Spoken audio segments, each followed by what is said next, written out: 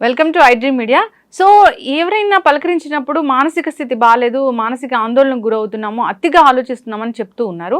అసలు ఎందుకు ఈ సమస్య ఈ మధ్య కాలంలోనే ఎక్కువగా ఎందుకు పెరిగిపోయింది, మరి దీని నుంచి బయటపడడం ఎలాగా, వివరాలు తెలుసుకుందాం. ఈరోజు మనతో పాటు ఉన్నారు ప్రముఖ vegetable therapist and sun spiritual society founder Vikramaditya Guruji గారు.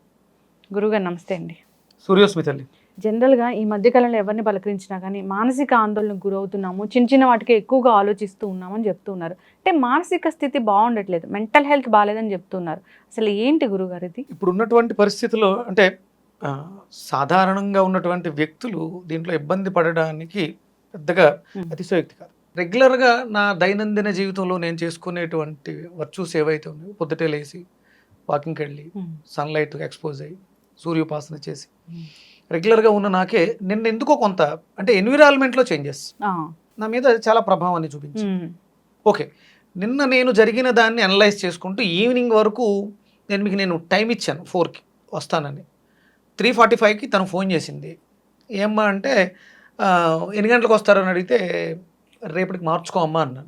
ఎందుకంటే నాకు అర్థమైంది నేనున్న స్థితిలో నేను కొంచెం డిస్టర్బ్డ్గా ఉన్నాను. సరే ఏం చేయాలి, నాకు ప్యాక్డ్ అయిపోతున్నాయి.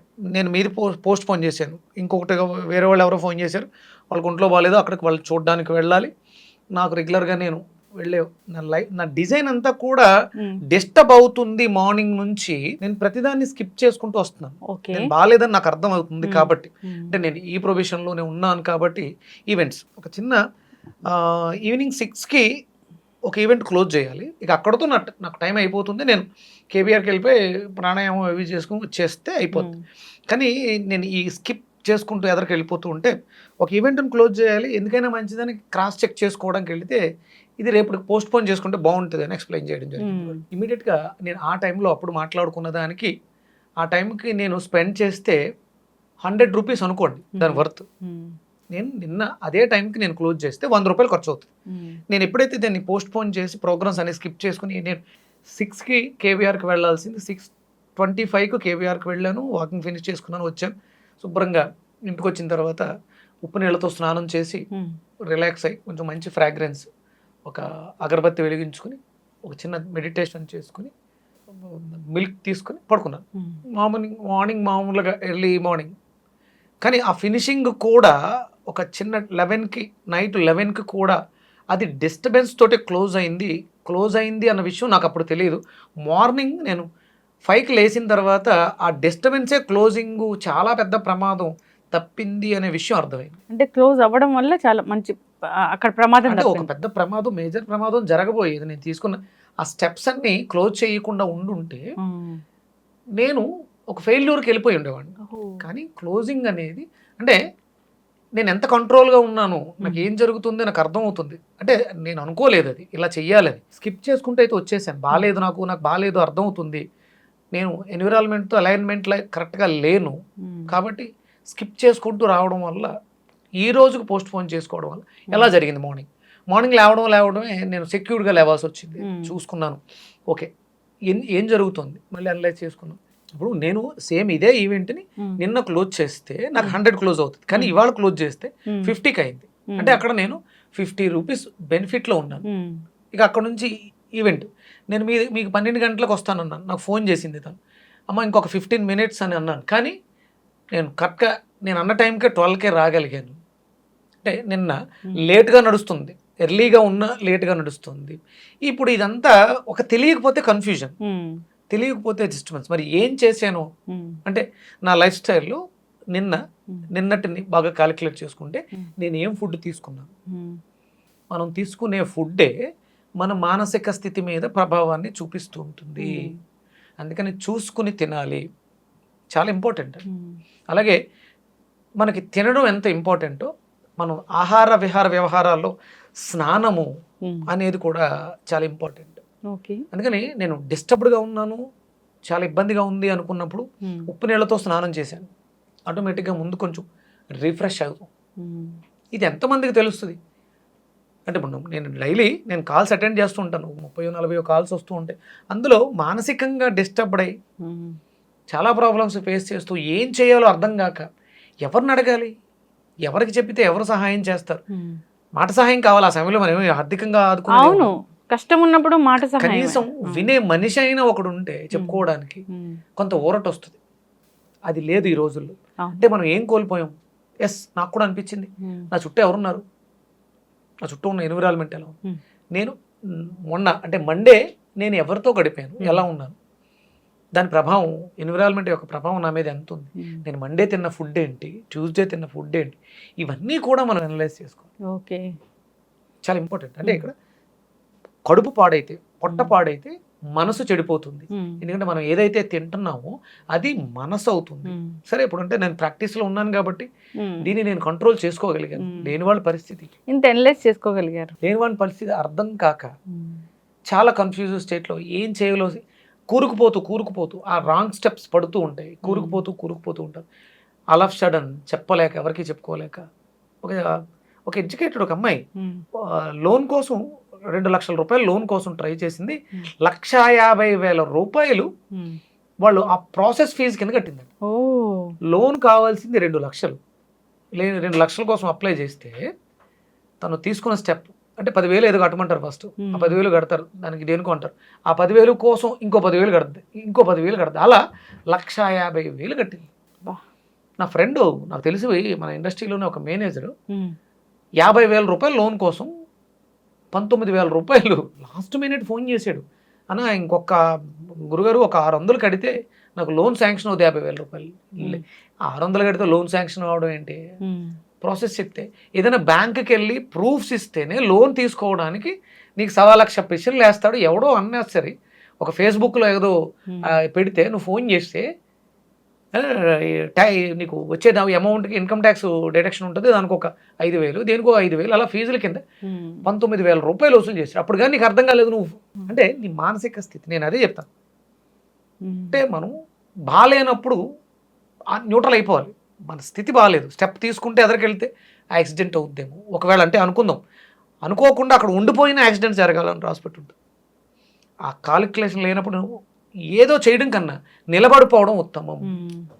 అప్పుడు మీరు ఒక ఇద్దరి మధ్య గొడవ జరుగుతుంది, మానసిక స్థితి బాగాలేదు అని అనిపించింది, మీ ఇద్దరి మధ్య కమ్యూనికేషన్ డిస్టర్బెన్సెస్ వస్తాయి అనిపించింది, న్యూట్రల్ అయిపోవడం వల్ల నష్టం ఏమి లేదు. దాన్ని మళ్ళీ కదుపుకోవడానికి అవకాశం ఉంటుంది. తెంపేసుకుంటే, విడదీసేసుకుంటే కష్టం. అందుకని ఇలాంటి సమయాల్లో మనసు బాగాలేదు అన్నప్పుడు పొట్టని ఖాళీగా వదిలేయండి. మనకు అందుకనే ప్రతి నెలలోనూ అమావాస్య పౌర్ణములకి ముందు ఈ స్థితి అధికంగా ఉంటుంది. దానికి ముందు 5 రోజుల ముందు ఏకాదశి అని ఒక తిథి వస్తుంది వల్ల ఇలాంటి సమస్యల్ని మనం అధిగమించవచ్చు. అంటే మనం ఆలోచించే శక్తి కూడా పెరుగుతుంది, ఆలోచన విధానం కూడా మారుతుంది, పాజిటివ్ వేలో వెళ్తుంది. మన హిందూ సాంప్రదాయంలో ధర్మో రక్షతి రక్షిత, శరీరానికి ఒక ధర్మం ఉంది. ఆ ధర్మం ఏం చెప్తుందంటే ఉపవసించు, నీకు నువ్వు దగ్గరగా రా. ఉపవాసం అంటే దగ్గరగా ఉండడం కదా, భగవంతుడి కోసం కాదు. ఏకాదశి ఉపవాసం అనేది విష్ణుమూర్తి కోసం కాదు, ఎక్కడో బయట సృష్టి స్థితి లయకారకుడైనటువంటి భగవంతుడి కోసం కాదు. నీలో విష్ణు అంటే ఎవరు? వ్యాప్తి. నీ శరీరం అంతా ఏమి వ్యాప్తి చెందుంది? జలము, ఎయిర్, ఆక్సిజన్. నీ మైండ్ ఎప్పుడు ఆలోచించలేకపోతుంది? నువ్వు సడన్గా టెన్షన్ వచ్చినప్పుడు కళ్ళు తిరిగినాయి. అది ఎందుకు వచ్చింది? వాటర్లోను ఎయిర్లోను ఉన్నటువంటి డిస్టర్బెన్సెస్ నీకు కళ్ళు తిరిగేలా చేసింది. అప్పుడు లాంగ్ బ్రీత్. అందుకనే మనకి ఉదయం లేచిన వెంటనే ప్రధానంగా చేయవలసింది ప్రాణాయామము, తర్వాత ఉషఃపానము. ఇవి రెండే ప్రధానం. అక్కడెక్కడా కూడా పొద్దుటే లేచిన వెంటనే మనం తినేవో మందులు ఇవి లేవు. మన జీవితం అంతా కూడా మంచం పక్కన మందులు పెట్టుకుని నైట్ పడుకునేటప్పుడు ఏం వేసుకోవాలి, పొద్దుట లేచిన వెంటనే ఏం వేసుకోవాలి, తినడానికి ముందు వేసుకోవాలి, తిన్న తర్వాత ఏం వేసుకోవాలి, ఈ స్థితి అయిపోయింది. ప్రధానంగా మనకు కావాల్సింది ఆక్సిజన్. మానసిక స్థితి బాగాలేదు అన్నప్పుడు మీరు ఏం చేస్తున్నారో మీకు అర్థం కానప్పుడు ప్రాణాయామం మీకు రక్ష. ప్రాణము, ఆయామము మీలో ఒక నియమితమైనటువంటి కొలతను తీసుకొస్తుంది. చాలా చక్కగా చెప్పారండి. నిజంగానే ఈ కోవిడ్ తర్వాత అనుకోవచ్చు, జనరల్గా ఈ మానసిక ఆందోళన, మానసిక స్థితి బాగాలేకపోవడము, మెంటల్ హెల్త్ బాగాలేకపోవడం, చాలా డిస్టర్బ్ అవ్వడము, ప్రతిదానికి నెగిటివ్గా ఆలోచించడము, చిన్న వాటికి రియాక్ట్ అవ్వడం, ఇలాంటివి చాలా ఎక్కువగా చూస్తూ ఉన్నాం. చాలామంది నేను సైకాట్రిస్ట్ని ఇంటర్వ్యూ చేసినప్పుడు ఇవే ఇష్యూస్ చెప్తూ ఉన్నారు. అయితే దీనికి కారణం ఏంటంటే గట్ హెల్త్ బాగాలేకపోవడం. 100% స్టమక్, లార్జ్ ఇంటెస్టైన్స్ అవి ఎలా క్లీన్ అవుతాయంటే ఉపవాసం, లంకనం ద్వారానే క్లీన్ అవుతాయి. అందుకనే మనకి విరోచనకారిగా ఆముదాన్ని అవును. వాడుకుంటాం గట్ హెల్త్ బాగుండడం కోసం. అంటే ఎంతో కొంత ఖాళీ ఇవ్వాలి, ఎంతో కొంత ప్రతిరోజు. ఇప్పుడు పని చేయగలుగుతున్నారని చెప్పేసి అని మీకు 24 గంటలు డ్యూటీ వేస్తే 24 గంటలు వాళ్ళకి వర్కప్ చెప్తే ఎంత ఎఫిషియన్సీగా పని చేస్తారు, పని చేయగలుగుతారు. యాంత్రికంగా ఉంటుంది, ఏదో చేసేయాలి, వచ్చారు కెమెరా పెట్టేద్దాం, ఆ షాట్లో బ్యూటీ అవసరం లేదు, క్వాలిటీ అవసరం లేదు, ఏం అవసరం లేదు, చేసుకుంటూ వెళ్ళిపోతారు. అదే వాళ్ళకి ఫ్రీడమ్ ఇచ్చి రెస్ట్ ఇచ్చి ఒక టైం అంటూ పద్ధతి ప్రకారం చేస్తే వాళ్ళు ఆలోచిస్తారు. విక్రమాదిత్యాన్ని ఎలా బాగా చూపించాలి, ఈ ఎపిసోడ్ ఎంత బాగా తీసాం, మీరైనా అంతే ఇన్వాల్వ్మెంట్తో వర్క్ చేయగలుగుతారు ప్రతి ఒక్కళ్ళు కూడా. అలాగే మన శరీరం ఎంత ఆలోచిస్తున్నాం, మనకి తెలియకుండా మనల్ని 24 గంటలు 365 రోజులు రక్షిస్తున్నటువంటి మన వ్యవస్థని చిన్న రెస్ట్, అంటే పని చేసే మీకు రెస్ట్ కావాలి, మీరు పని చేయడానికి కావలసినటువంటి ఆర్గాన్స్కి రెస్ట్ అవసరం లేదా? లేట్ నైట్లో సూర్యోదయ కాంతితో మాత్రమే ఆహారాన్ని తీసుకుంటే ఆహారం ఔషధం అవుతుంది, లోపల మాత్రమే ఔషధం అవుతుంది. అలా అని చెప్పేసి అని ఔషధకారకుడు చంద్రుడు. ఔషధీ గుణాలన్నీ ప్లాంట్స్కి చంద్రుడి నుంచి వస్తాయి. సూర్యుడి నుంచి వచ్చినటువంటి కాంతిని తీసుకుని చంద్రుడు మొక్కలలో ఉన్నటువంటి ఔషధాలను పెంపొందింపజేస్తాడు. అలా అని చెప్పేసి మేము సాయంత్రం మరి చంద్రుడి కాంతిలో తింటున్నాం కదా, అది ఔషధం అవుతుంది అంటే అవ్వదు. అది మన శరీరంలో అవ్వాలి. సూర్యకిరణ కాంతి మన శరీరంలో ఉన్నటువంటి జఠరాగ్ని, సూర్యశక్తి చంద్రుడిని మేలుకొల్పుతుంది. అప్పుడు మన శరీరంలో అది ఔషధాన్ని తయారు చేసుకుంటుంది. ఆ సమయంలో తినకుండా ఉండాలి. మనం అంతా నైట్ లైఫ్స్కి అలవాటు పడి ఉన్నాం. బిర్యానీలు, లేదంటే జంక్ ఫుడ్స్, ఫాస్ట్ ఫుడ్స్, మీకు నూడిల్స్ అని అవని ఇవని నైట్లో ఈ ఫాస్ట్ ఫుడ్స్ ఎక్కువ తిని ఎసిడిక్ నేచర్లోకి వెళ్ళిపోయి ఆలోచించుకోవడానికి అవకాశం లేని స్థితికి వెళ్ళిపోయి. ఖచ్చితంగా గురూజీ, మీలాంటి గురూజీలు ఇలా చెప్తూ ఉంటే నిజంగా ఇంగ్లీష్ డాక్టర్స్ కూడా చెప్తూ ఉన్నారు, ఎలాగా 7కి డిన్నర్ కంప్లీట్ చేసి 9 వరకు నిద్రపోవాలి, అప్పుడు 1 గంట రాత్రి 1 గంట ఆ టైంలో, అంటే తెల్లవారుజామున 1 గంట ఆ టైంలో మెలటోనిన్ అనే ఒక హార్మోన్ రిలీజ్ అవుతుంది. దానివల్ల చాలా రకాల అనారోగ్య సమస్యలు రాకుండా ఉంటాయి, క్యాన్సర్ లాంటి మహమ్మారులు కూడా మన దరి చేరవు, ఇమ్యూనిటీ స్ట్రాంగ్గా ఉంటుందని చెప్తూ ఉన్నారు. అంటే శాస్త్రం చెప్పింది ఎప్పుడు, సో త్వరగా నిద్రపోవాలి, ఉదయాన్నే నిద్ర లేవాలి, ఇవన్నీ కూడా సైంటిఫిక్ రీజన్ ఉండే దీని వెనకాల. ఖచ్చితంగా పాటించాలని కోరుకుందాం గురుగారు. చాలా చక్కటి ఇన్ఫర్మేషన్ అండి. నిజంగా గట్ హెల్త్ బాగుంటేనే మెంటల్ హెల్త్ అనేది బాగుంటుంది, సరిగా ఆలోచించగలుగుతాము. ఉపవాసం అనేది అన్ని రకాల వ్యాధులకు కూడా ఒక మందు లాంటిది, మందు బిళ్ళ లాంటిది. ఖచ్చితంగా దాన్ని పాటించాలని కోరుకుందాం. చక్కటి ఇన్ఫర్మేషన్ అండి, ధన్యవాదాలు. సూర్యోస్మితల్లి.